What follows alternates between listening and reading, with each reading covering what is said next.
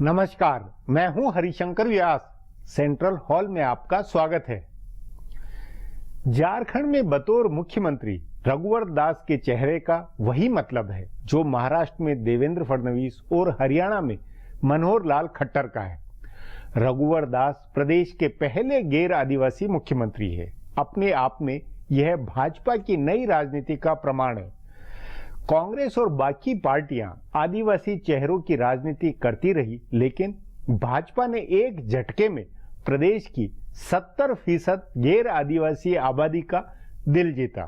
ऐसे ही हरियाणा में गैर जाट को सीएम बनाकर 80% आबादी और महाराष्ट्र में गैर मराठा को सीएम बनाकर बहुसंख्यक जनता की वाहवाही पाई।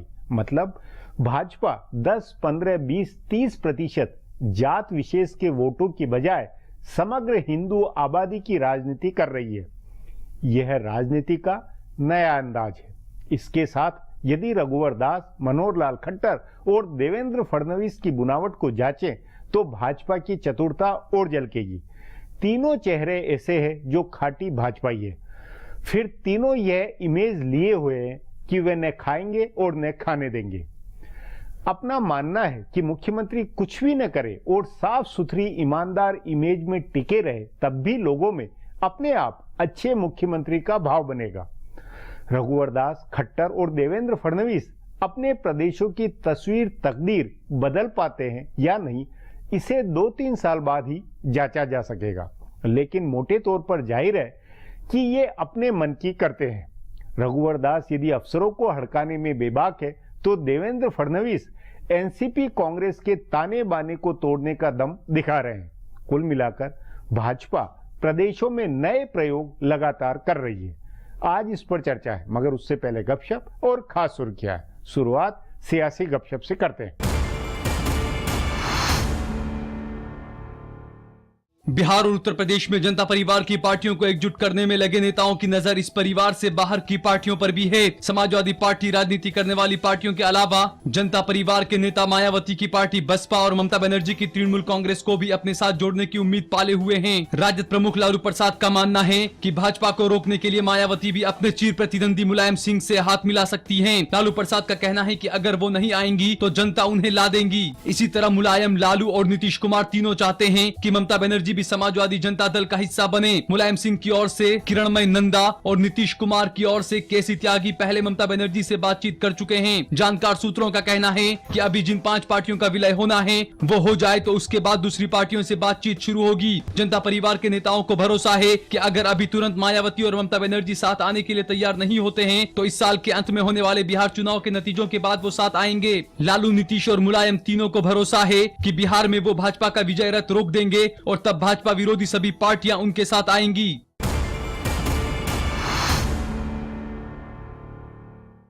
कांग्रेस उपाध्यक्ष राहुल गांधी को पार्टी का अध्यक्ष बनाने की तैयारियां हो गई हैं। कांग्रेस के जानकार सूत्रों का कहना है कि जुलाई अगस्त में पार्टी के महाधिवेशन में राहुल को कमान सौंपने का ऐलान हो सकता है। पार्टी के भीतर उनके नाम पर सहमति है और तमाम बड़े नेता उनके साथ काम करने को तैयार हैं। लेकिन एक मुश्किल ये है कि कांग्रेस को अपनी सहयोगी या संभावित पार्टियों की ओर से सकारात्मक संकेत नहीं मिल रहे हैं। यूपीए में कांग्रेस के साथ रही ज्यादातर पार्टियों के नेता मानते हैं कि उनके लिए सोनिया गांधी के साथ काम करना ज्यादा सहज है। परिवार के प्रति निष्ठावान कांग्रेसी नेता सहयोगियों को समझाने में लगे हैं। बताया जा रहा है कि एनसीपी नेता शरद पवार को सबसे ज्यादा दिक्कत है। वो पहले भी राहुल के साथ मंच साझा करने से बचते रहे हैं, लेकिन उनको समझाया जा रहा है कि आगे उनकी बेटी सुप्रिया सुले और भतीजे अजीत पवार को राजनीति करनी है, जो राहुल के साथ बहुत सहज होंगे। इसी तरह लालू प्रसाद और नीतीश कुमार को राहुल के साथ काम करने में दिक्कत नहीं होगी, लेकिन ममता बनर्जी और मुलायम सिंह को थोड़ी आशंका है। कांग्रेसी नेताओं को भरोसा है कि अखिलेश यादव के साथ राहुल का तालमेल बेहतर होगा। अगर जम्मू कश्मीर में बीजेपी और पीडीपी सरकार बनाते हैं तो एक बार फिर उमर अब्दुल्ला की पार्टी कांग्रेस के साथ आएगी। राहुल और उमर की दोस्ती फिर बहाल हो जाएगी। दक्षिण भारत की पार्टियों को राहुल के साथ काम करने में दिक्कत नहीं है।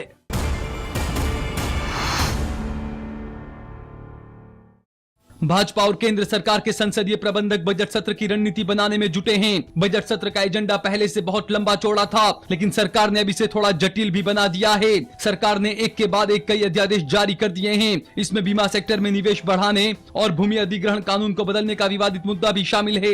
विपक्ष इन दोनों मुद्दों पर जबरदस्त हंगामे की तैयारी में है। कांग्रेस, जनता परिवार की पार्टी, ममता बनर्जी, ये सब इसका विरोध करेंगे। तभी सवाल है कि सरकार इन अध्यादेशों को कैसे कानून में तब्दील करेगी। तकनीकी रूप से किसी बिल के एक सदन से पास होने और दूसरे में गिर जाने की स्थिति में ही साझा सत्र बुलाने का प्रावधान है। इसीलिए कहा जा रहा है कि जितने भी अध्यादेश लाए गए हैं, सरकार उन्हें पहले लोकसभा में पेश करेगी। वहां से पास कराने के बाद उसे राज्यसभा में पेश किया जाएगा। राज्यसभा में बिल पास नहीं होने पर जून में साझा सत्र बुलाकर सारे बिल पास कराए जाएंगे। इसमें मुश्किल सिर्फ बीमा बिल के साथ है, क्योंकि ये पहले से राज्यसभा में है। राज्यसभा की प्रवर समिति ने अपनी रिपोर्ट दे दी है। सरकार में इस बारे में दो राय है। एक राय ये है कि अब ये बिल एक नया बिल है, इसीलिए इसे सीधे लोकसभा में पेश कर दिया जाए। दूसरी राय ये है कि राज्यसभा की अनुमति से बिल वापस लिया जाए और इसे लोकसभा में पेश किया जाए, जहां सरकार का पूरा बहुमत है। कोयला खदान का बिल पहले से लोकसभा से पास है और सरकार को लग रहा है कि ये बिल राज्यसभा से भी पास हो जाएगा। अब आज की सुर्खियां ये लीक से कुछ हटकर है और इनसे देश की दशा दिशा को बूझ सकेंगे। पूर्व केंद्रीय मंत्री और कांग्रेस के सांसद शशि थरूर की पत्नी सुनंदा पुष्कर की हत्या हुई थी। दिल्ली पुलिस ने इस मामले में आज एफआईआर दर्ज किया है। सुनंदा पुष्कर की पिछले साल जनवरी में दिल्ली के एक 5 सितारा होटल में संदिग्ध परिस्थितियों में मौत हो गई थी। दिल्ली पुलिस के कमिश्नर बीएस बस्सी ने कहा है कि इस मामले में संबंधित कुछ लोगों से पूछताछ की जाएगी। उन्होंने बताया है कि एम्स की मेडिकल रिपोर्ट के आधार पर हत्या का मामला दर्ज किया गया है। बस्सी ने बताया है कि सुनंदा पुष्कर की मौत जहर से हुई है, जो उन्हें या तो इंजेक्शन के जरिए दी गई थी या उन्होंने पी थी। उनकी मौत जिस जहर से हुई थी उसकी पहचान नहीं हो पाई है। केरल से कांग्रेस के सांसद शशि थरूर ने हमेशा इस मामले की स्वतंत्र और निष्पक्ष जांच की मांग की थी और जांच में हर तरह के सहयोग की पेशकश की थी। सुनंदा पुष्कर की मौत के बाद भाजपा के नेता सुब्रमण्यम स्वामी ने इसे आईपीएल और पाकिस्तान की खुफिया एजेंसी आईएसआई से जोड़ा था। पुष्कर की मौत के समय पाकिस्तान की एक पत्रकार मेहर तरार से थरूर के कथित रिश्तों की बहुत चर्चा थी। दिल्ली पुलिस कमिश्नर के बयान के बाद शशि थरूर ने कहा कि मैं दिल्ली पुलिस के बयान से स्तब्ध हूँ। पुलिस ने अज्ञात शख्स पर मेरी पत्नी की मौत के लिए एफआईआर दर्ज किया है। उन्होंने ये भी कहा कि मेरी तरफ से पुलिस को पूरा सहयोग है। हम सही दिशा में जांच चाहते हैं जिससे दोषी सामने आ सके। पाकिस्तान की ओर से युद्ध विराम के उल्लंघन का सिलसिला बदस्तूर जारी है। पाकिस्तान की ओर से लगातार हो रही फायरिंग की वजह से जम्मू के सांबा और कठुआ जिले में सीमावर्ती गांव खाली कराए जा रहे हैं और अभी तक करीब 10,000 लोग अपने घर छोड़कर जा चुके हैं। पाकिस्तान ने सोमवार की रात से लेकर मंगलवार तक सीमा पर स्थित कई चौकियों और करीब 60 बस्तियों पर भारी हथियारों से फायरिंग की है। बीएसएफ और पुलिस के अधिकारियों ने बताया है कि पाकिस्तान पहले छोटे और हल्के हथियारों से फायरिंग करता था, लेकिन सोमवार की रात उसने मोर्टार से गोले दागे। कठुआ के उपायुक्त शाहिद इकबाल चौधरी ने बताया कि पाकिस्तान की ओर से भारी हथियारों से हमला हुआ है और उसके गोले भारत की सीमा में 4 किलोमीटर अंदर तक आकर गिरे हैं, जिससे आसपास के गांवों में रहने वालों में डर फैल गया है। नए साल में पाकिस्तान की फायरिंग में अब तक भारत के 4 जवान और 1 नागरिक की मौत हुई है। भारत की जवाबी कार्रवाई में 5 पाकिस्तानी जवान मारे गए हैं। पटना हाईकोर्ट ने जनता दल यू के 4 बागी विधायकों की सदस्यता फिर से बहाल कर दी है। जनता दल यू की शिकायत पर विधानसभा के स्पीकर ने इन चारों सदस्यों की सदस्यता खत्म करने का फैसला किया था। हाईकोर्ट के जज जस्टिस जेपी शरण की अदालत ने आज ज्ञानेंद्र सिंह ज्ञानू, नीरज कुमार बबलू, राहुल शर्मा और रविंद्र राय की सदस्यता बहाल करने का आदेश दिया है। जेडीयू ने आरोप लगाया था कि इन चारों विधायकों ने पिछले साल हुए राज्यसभा के चुनाव में पार्टी के उम्मीदवारों की बजाय निर्दलीय उम्मीदवारों को वोट दिया था। इस आधार पर पार्टी ने स्पीकर से शिकायत की थी और स्पीकर उदय नारायण चौधरी ने पिछले साल 1 नवंबर को चारों की सदस्यता खत्म कर दी थी। इसी मामले में 4 और विधायकों की सदस्यता खत्म हुई है और उन चारों विधायकों ने भी अदालत का रुख किया है। सुप्रीम कोर्ट ने जजों की बहाली और तबादले के लिए कॉलेजियम सिस्टम की जगह राष्ट्रीय न्यायिक नियुक्ति आयोग बनाने के कानून के खिलाफ तत्काल सुनवाई से इनकार कर दिया है। वरिष्ठ अधिवक्ता भीम सिंह ने आज जब अदालत में इस मामले का जिक्र किया तो चीफ जस्टिस एचएल दत्तू की अध्यक्षता वाली 3 जजों की बेंच ने कहा कि कोई जल्दी नहीं है, इसे सामान्य ढंग से चलने दें। 2 दशक पुराने कॉलेजियम सिस्टम को खत्म करने वाले इस कानून पर पिछले दिनों राष्ट्रपति ने दस्तखत कर दिए, लेकिन अभी तक सरकार ने इसे अधिसूचित नहीं किया है। बताया जा रहा है कि 3 महीने से पहले ये आयोग नहीं बन पाएगा और तब तक कॉलेजियम सिस्टम से ही बहाली होती रहेगी।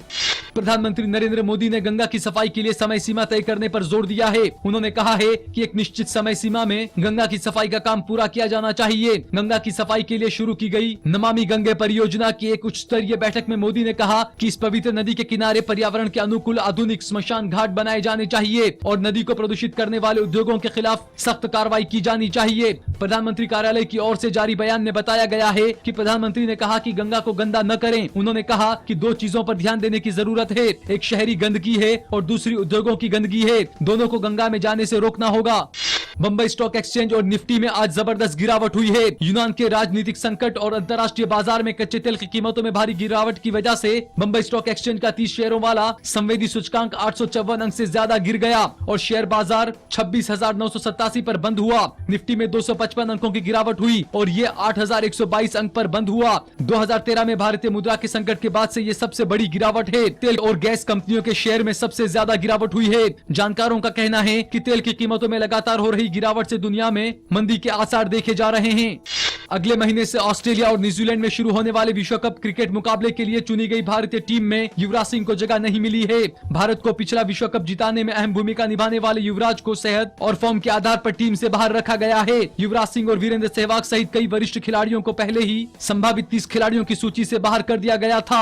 महेंद्र सिंह धोनी की कप्तानी वाली टीम में चोटिल रविंद्र जाडेजा को जगह मिल गई है। धोनी और जाडेजा के अलावा 15 सदस्यों की इस टीम में विराट कोहली, रोहित शर्मा, अजिंक्य रहाणे, शिखर धवन, सुरेश रैना, अंबाटी रायडू, आर अश्विन, अक्षर पटेल, भुवनेश्वर कुमार, ईशांत शर्मा, मोहम्मद समी, स्टुअर्ट बिन्नी और उमेश यादव शामिल हैं। फिलहाल अब एक ब्रेक है, फिर खुलासा होगा।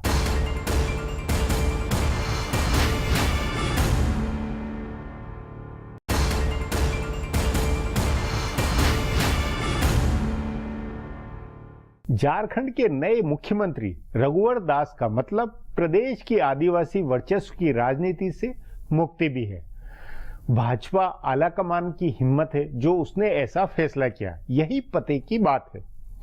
नरेंद्र मोदी और अमित शाह हिम्मत दुस्साहस के साथ राजनीति के पुराने घिसे पिटे फार्मूलों को छोड़ रहे हैं। इस पर आगे चर्चा करें, उससे पहले देखें मेरा ये खुलासा।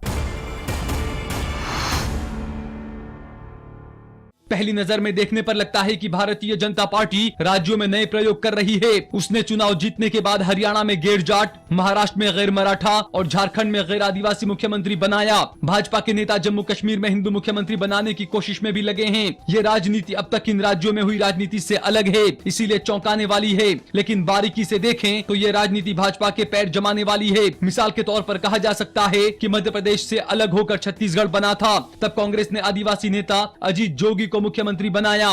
लेकिन 2003 में कांग्रेस सत्ता से बाहर हुई तो कम से कम 2017 तक बाहर हो गई है। भाजपा के गैर आदिवासी मुख्यमंत्री का राज मजे से चल रहा है। इसी तरह झारखंड में भाजपा लगातार आदिवासी मुख्यमंत्री का प्रयोग करती गई, लेकिन उसके पैर नहीं जम पाए। सो झारखंड का उसका प्रयोग छत्तीसगढ़ को दोहराने जैसा है। इसी तरह महाराष्ट्र और हरियाणा में भी भाजपा ने बहुसंख्यक आबादी को अपने साथ जोड़ने की राजनीति की है। प्रदेश के मजबूत और दबंग समुदायों के हाथ में राजनीति को गिरवी रहने देने की बजाय भाजपा ने उसे उनके हाथ से मुक्त किया। इन तीनों राज्यों में मुख्यमंत्री पद के उम्मीदवारों की घोषणा नहीं करके भाजपा ने पहले ही संकेत दे दिया था वो कुछ अलग करने वाली है। इसका फायदा इन चुनावों में उसे मिला। इस रणनीति की सफलता विफलता की परीक्षा आगे के चुनावों में होगी। भाजपा की इस फैसले का एक दूसरा पहलू भी है जो थोड़ी गहराई से देखने पर पता चलता है। ऐसा नहीं है कि भाजपा ने प्रदेश में राजनीतिक रूप से मजबूत रही जातियों को हाशिए में डाला है। उनका मुख्यमंत्री नहीं होने के बावजूद उन्हें बराबर प्रतिनिधित्व दिया है। इसके पीछे यह सोच दिखती है कि अब सिर्फ जाति या समुदाय की राजनीति अहम नहीं रह गई है। आदिवासी हो या जाट और मराठा, उसके लिए विकास और सुशासन उतना ही महत्वपूर्ण है जितनी राजनीतिक भागीदारी है। इन समुदायों के युवाओं का रुझान नरेंद्र मोदी और भाजपा की तरफ इसलिए बना क्योंकि मोदी ने विकास की बात कही, गुजरात मॉडल का प्रचार किया और कांग्रेस व दूसरी क्षेत्रीय पार्टियों के शासन को लूट का राज बताया। इसलिए अगर भाजपा के मुख्यमंत्री विकास और सुशासन के मोदी के एजेंडे पर अमल करते हैं तो आदिवासी, जाट, मराठा भी भाजपा के साथ जुड़ेंगे। इस एजेंडे पर अमल मुख्यमंत्रियों को करना है। इस लिहाज से मुख्यमंत्री के तौर पर तीनों राज्यों में बैठाए गए चेहरे एक तरह के हैं। तीनों खांटी आरएसएस और भाजपा के नेता हैं। मनोहर लाल खट्टर और रघुवर दास ने तो अपने जीवन के 4 दशक संघ में बिताए हैं। रघुवर दास ने तो पोलिंग बूथ पर भाजपा के पोलित एजेंट के तौर पर काम करके शुरुआत की है। देवेंद्र फडणवीस युवा हैं, लेकिन उनकी पारिवारिक पृष्ठभूमि संघ वाली है और वो खुद भी संघ से जुड़े रहे हैं। तीनों काम करने वाले ईमानदार नेता माने जाते हैं। तीनों नेताओं का नजरिया समझौता नहीं करने वाले नेता का है। इसीलिए अगर ये नेता अपने व्यक्तित्व की इन खूबियों को बनाए रखकर सुशासन व विकास के एजेंडे पर अमल करते हैं तो भाजपा को बहुत फायदा पहुंचा सकते हैं। अब एक ब्रेक है, उसके बाद प्रदेशों में नई कमान पर चर्चा करेंगे।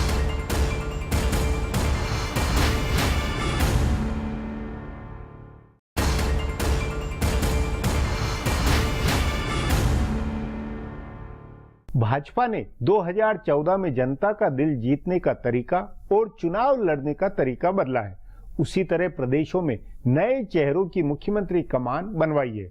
उत्तर भारत के हरियाणा और झारखंड दोनों में भाजपा ने सरकार बनाते हुए जो नए प्रयोग किए हैं उसके गहरे राजनीतिक अर्थ है। इस पर चर्चा के लिए आज मेरे साथ वरिष्ठ पत्रकार दिलीप सिंह है।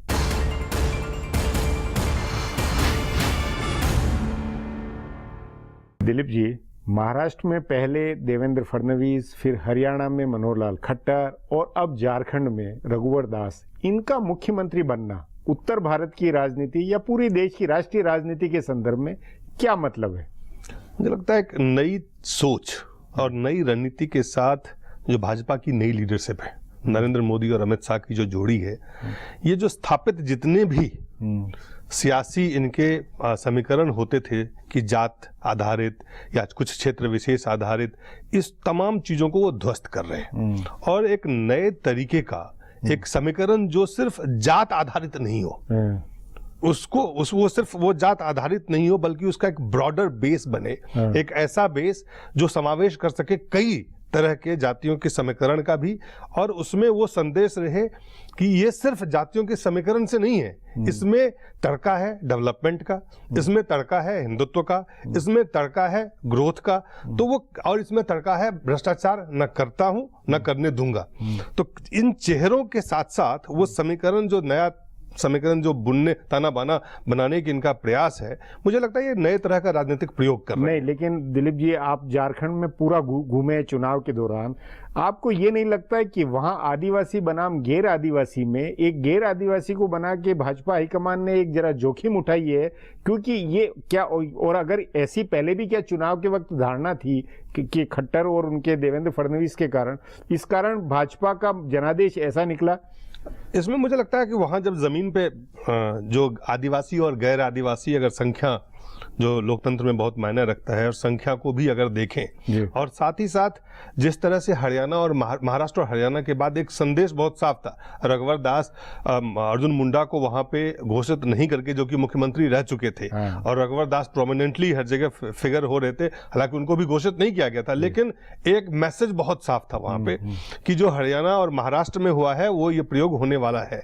तो एक जो लामबंद हुआ, जो गैर आदिवासी जो समाज है वहां पे, जो सियासत है वो जो करने वाले थे, वो लामबंद हुआ, उसके खिलाफ, उससे भाजपा को फायदा हुआ है। अगर जमीनी नहीं, लेकिन उसका उसमें एक फायदा कईयों का मानना है कि हेमंत सोरेन और झारखंड मुक्ति मोर्चा को भी हुआ है कि वो आदिवासी एक तरह से पूरी तरह आदिवासी और माइनॉरिटी गोलबंद हो गए। कुछ सीटों पे उनको अगर फायदा हुआ है, अगर कुछ सीटों पे ये आकलन इस कारण से कुछ सीटों पे, लेकिन अगर व्यापक राज्य स्तर पे देखें, पूरे राज्य स्तर पर अगर देखा जाए तो इसका भाजपा ने फायदा उठाया। भाजपा ने फायदा उठाया, और भाजपा की अगर अंदरूनी कलह नहीं होता अगर, तो मुझे लगता है ये सीटें जो आज 42 हमें सही देख रहे थे, ये बहुत ज्यादा जा सकते थे। और जो नरेंद्र मोदी और अमित शाह की जो असल में जिस तरह से उन्होंने इस सियासत को बिना बोले हुए, बिना बताए हुए, बिना पहले से घोषणा किए हुए, लेकिन संदेश और संकेत बहुत साफ थे, तो वो जो गैर आदिवासी या आदिवासी, दोनों आदिवासी को उन्होंने नाराज नहीं किया पहले से कि अर्जुन मुंडा नहीं बनेंगे। और वो अभी भी राजनीति नहीं, वो उनमें भी ये है कि भाई नंबर 2 है, भले नीलकंठ सिंह मुंडा है या फिर लुइस आदिवासी को भी अब ले रहे हैं। लुइस फर्नांडिस जी अपने आप में, ये अपनी एक भाजपा का ये भी प्रयोग है कि वो एक जाति का वर्चस्व तोड़ते हुए भी उस जाति को रिप्रेजेंटेशन पूरा देना, ये अपनी एक हरियाणा में भी हुआ। आप मैं जाट को अलग नहीं कर रहा हूं, लेकिन जो जाट आधारित सियासत था, केवल उसी उसको तोड़ रहे हैं, और उसमें पूरा एक वही काम उन्होंने झारखंड में किया। अगर आप मंत्रिमंडल का गठन देखें, तो मंत्रिमंडल के गठन में जो दोनों आदिवासी चेहरे लिए गए हैं, और जिस तरह से उनको 4 में से 2 वरीयता दिया गया, तो ये संकेत भी गया है कि आदिवासी के विपरीत हम नहीं है, उनके खिलाफ हम नहीं है, उनके विरोध में हम खड़े नहीं है, उनका भी रिप्रेजेंटेशन। लेकिन बुनियादी बात ये कि जो पुराना जो बने बुनाए फार्मूले थे, उन और जो एक जात की दादागिरी के साथ में पूरी राजनीति जो गुमथी थी, वो खत्म कर रहे हैं। और उन्होंने सक्सेसफुली, अगर इन तीनों राज्यों के मॉडल को हम देखें, फॉर्मूला को अगर देखें, तो बीजेपी 4 नंबर से 1 नंबर की पार्टी महाराष्ट्र में आती, यहाँ सत्ता में